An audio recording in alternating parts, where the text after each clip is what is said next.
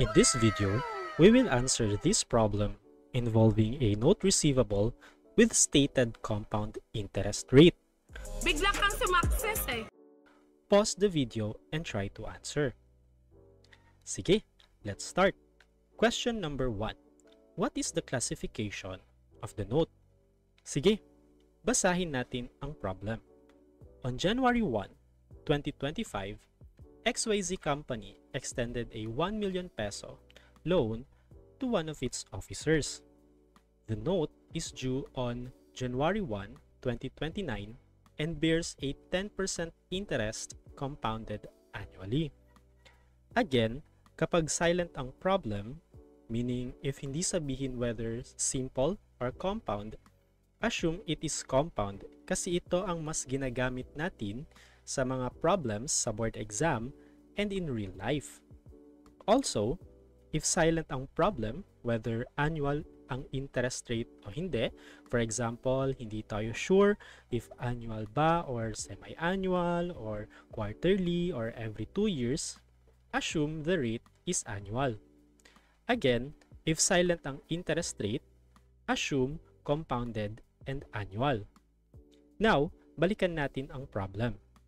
Ang sabi dito, due ang note on January 1, 2029. Meaning, ito ay isang long-term note receivable at hindi short-term kasi due siya beyond 1 year after the reporting period.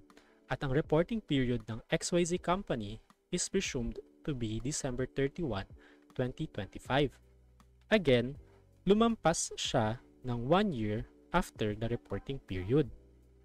Kung collectible lang sana siya within January 1 to December 31, 2026, yung 1 year after the reporting period, then mako-consider to siya as short-term note receivable. Kaso hindi eh. So, ito ay isang long-term note receivable. Next, alamin natin kung interest-bearing ba siya or not.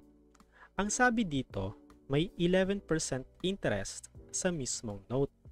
At kung i-compare natin ang stated interest rate sa prevailing rate, also known as the market rate na 10%, magkalapit lang ang stated at prevailing rate. In fact, mas mataas ang stated rate. Kapag ang stated rate ay malapit o higit sa prevailing rate, then ang stated interest rate ay considered reasonable. Other examples ng reasonable interest rate ay 9%, 11% kasi malapit sa prevailing market rate na 10%. Reasonable rin ang 12%, 13%, 14% pataas kasi mas mataas ito sa prevailing market rate na 10%. Again, kapag malapit o higit sa prevailing market rate ang stated rate, ito ay reasonable. Ibig sabihin, in this problem, ang note ay interest-bearing with reasonable interest rate.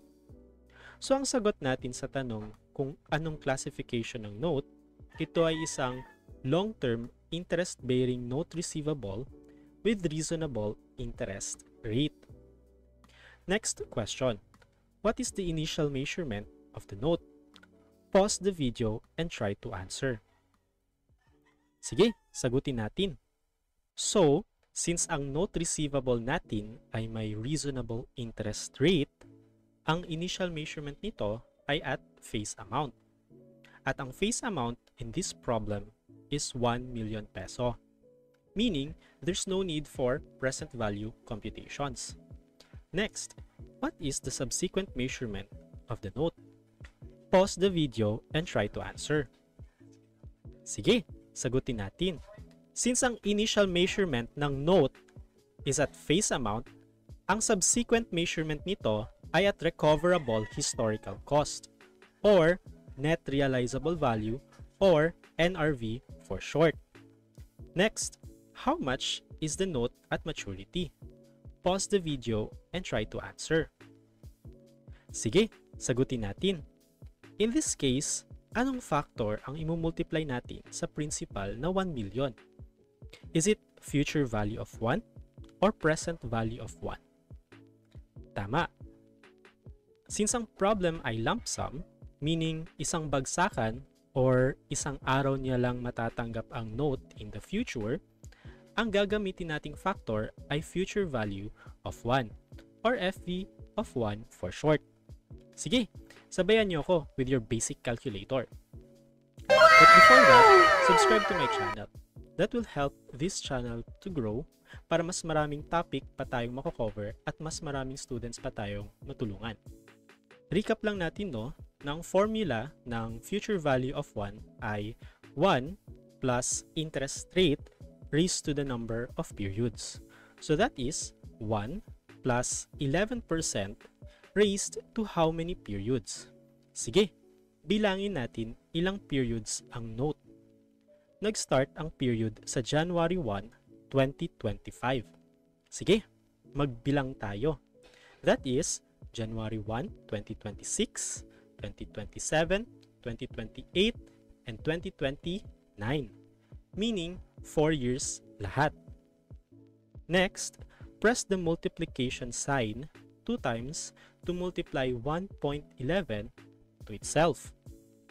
Again, sa pag-input pa lang natin sa basic calculator ng 1.11, nag-start na ang pag-count natin sa number of periods.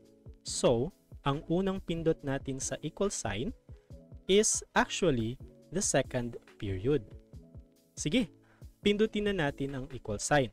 So, bale, 1, 2, 3, and 4. Ayan, na-compute na natin ang future value factor na 1.518070. Meaning, ang note natin ay tataas ang value by a factor of 1.52 or 51.81%. Again, in rounding off, if ang sagot ay peso, round to the nearest whole number. Meaning, huwag nyo isali ang centavos kasi immaterial or negligible lang naman ang decimals. But, if factors, use up to 6 decimals. Bakit? Kasi pag i-multiply natin sa millions, we can expect na whole number pa rin ang lalabas. If 8 digits kasi, that's just too much. If 3 to 4 digits lang, magkakaroon ng variance ranging from 10 peso to 10,000 pesos, which is material. Baka mamali tayo pagdating sa board exam kasi imprecise ang ginamit nating factor. Again, kapag peso, whole number. Kapag factor, 6 decimals. Next, then imumultiply natin ang factor sa principal na 1 million peso. So ang sagot ay 1,518,070 peso. Next question. Prepare an amortization table. Pause the video and try to answer. Sige, sagutin natin. Let's use the amortization table format na given sa handout. So we will start at January 1, 2025. Wala pa tayong collections, wala rin tayong interest income, hence wala rin tayong amortization. Then, ilalagay natin ang 1 million peso dito sa present value column. 1 million reflects the value of the note today. Meaning, in this case, the face amount of a note with reasonable interest is the present value. Face amount equals present value.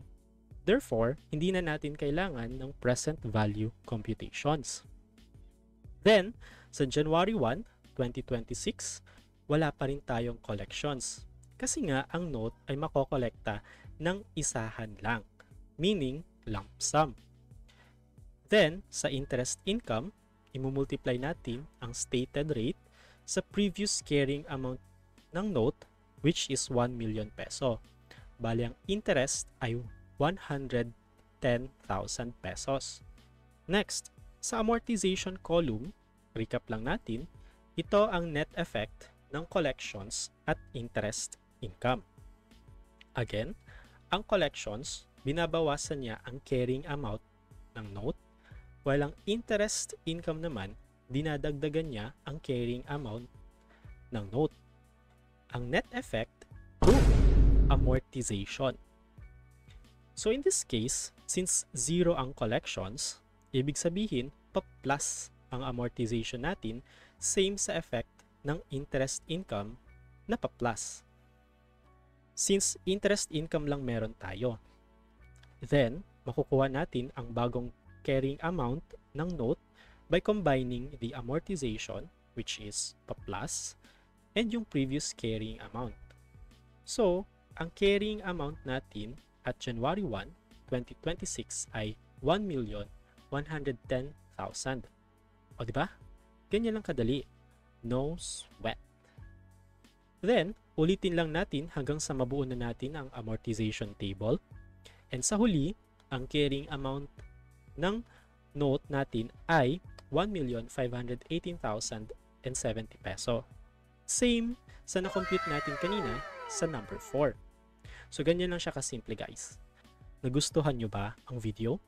Leave a like and share this video to your classmates para sabay-sabay kayong papasa. Next, we will discuss lump sum non-interest bearing note in another video.